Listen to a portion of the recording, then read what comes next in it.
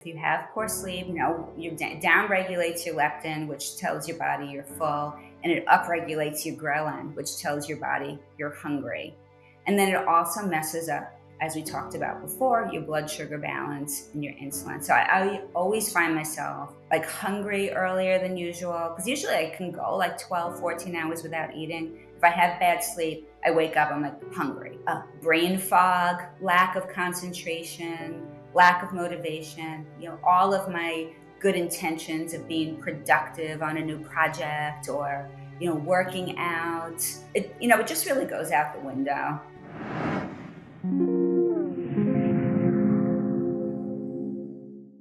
Hi, everyone. My name is Anesha, and I'm your host for the Wellness Plus podcast.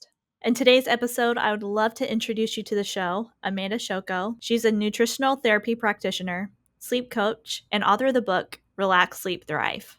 Hi, Amanda. Thank you so much for coming on the show. Hi, Anisha. Thank you so much for inviting me. I'm really excited to be here. So let's get into this. Tell us about you and your journey with insomnia and how it led you to becoming a sleep coach. Sure. So my journey with insomnia goes way back.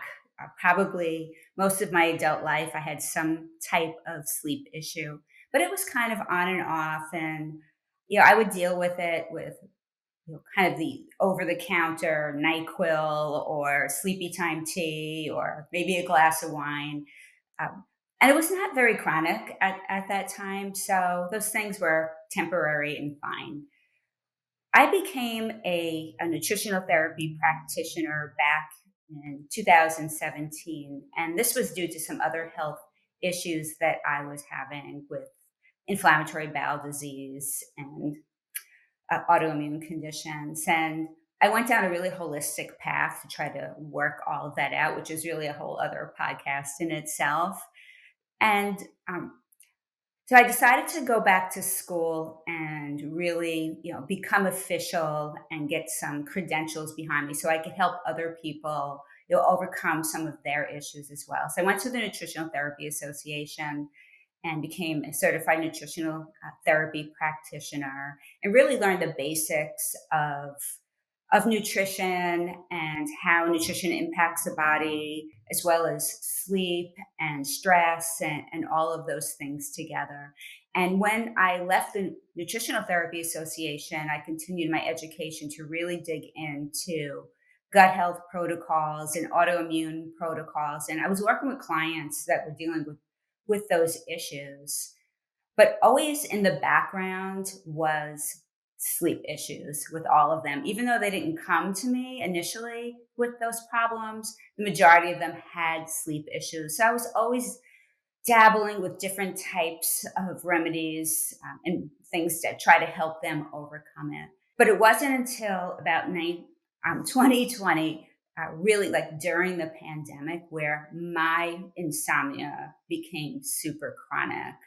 And I was not sleeping at all. I was staring at the ceiling all night. I was just walking around like a zombie. And it just became completely out of control. And it's then that I knew I really had to get serious and dig deep. And just the whack-a-mole with different remedies was not going to be the answer. What did you think was the underlying reason for the insomnia? Probably stress at that point in time was what I was thinking. I was just like, I'm having stress. Everyone's having stress. There's, chaos going on in the world. And you heard, about so many other people that were like dealing with the same thing. So I really chalked it up to that.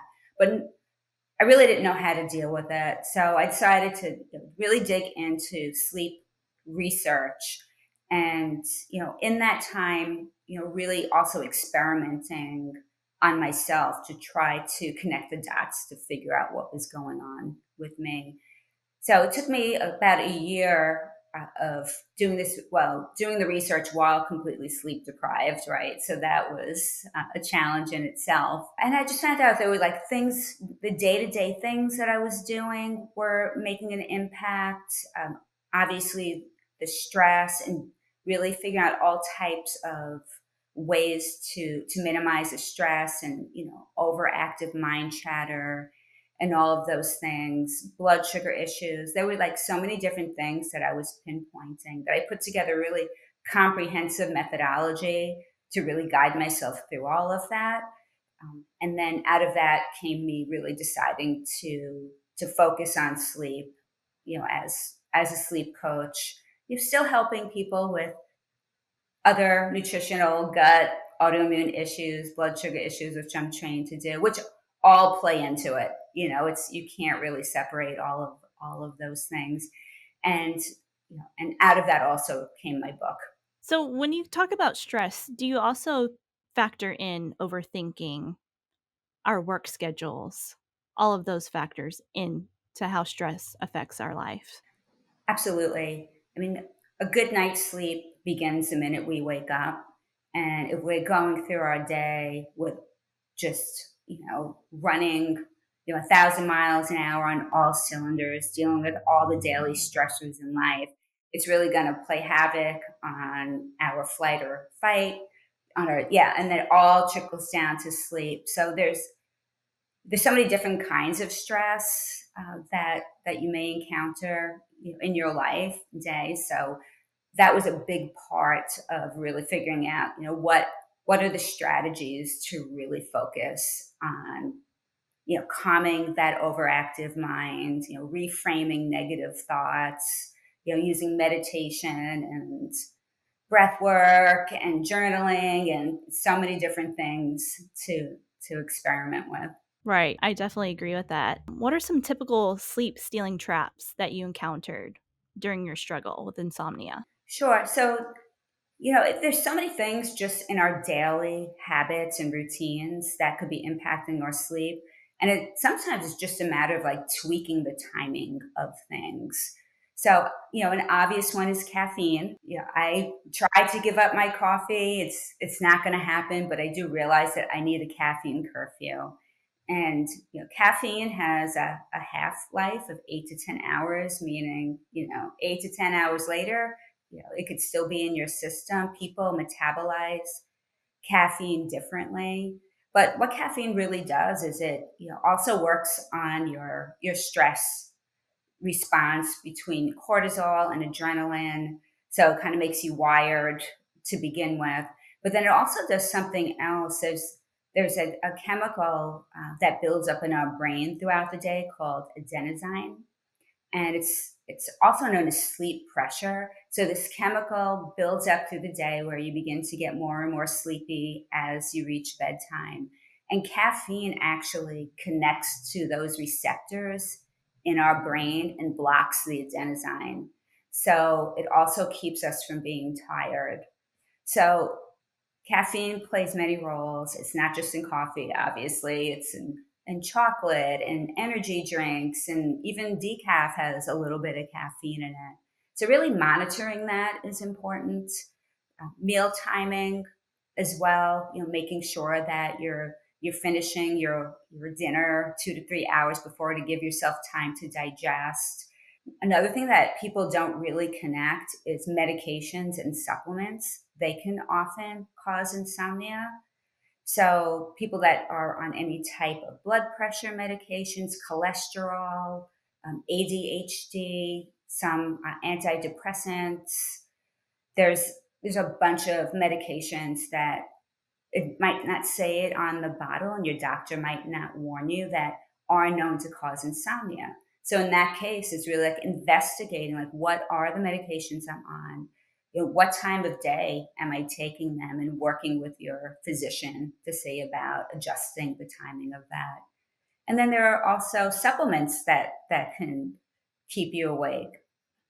Exercise as well. Exercising too close to bed raises your cortisol, can raise your body temperature. Yes. Yeah, it was like probably last week, I did a very high intensity workout, probably about 5 PM, 6 PM. There's no way I was able to sleep. I thought it was going to do the opposite and help me fall asleep. Yeah, well, because it's a good stressor to your body most of the time, but it does raise your cortisol in your body, your stress hormones, and then it also raises your body temperature. And it's really important for your body temperature to lower to get a good night's sleep. So if you're revved up from a workout, and your body temperature is up, is just going to make it that much harder to fall asleep. So, as early as you possibly can with your schedule. I mean, exercise at night, if you're doing like yoga or taking a walk, I mean, those things are fine, but Anything high intensity, don't do. yeah. Yeah, it's probably not a good idea. Hey guys, I would like to take a moment to introduce you to our app, Yoga Plus. You will have access to an incredible selection of videos led by top instructors in yoga, fitness, nutrition, and so much more. Download our Yoga Plus app available on iOS and Android today.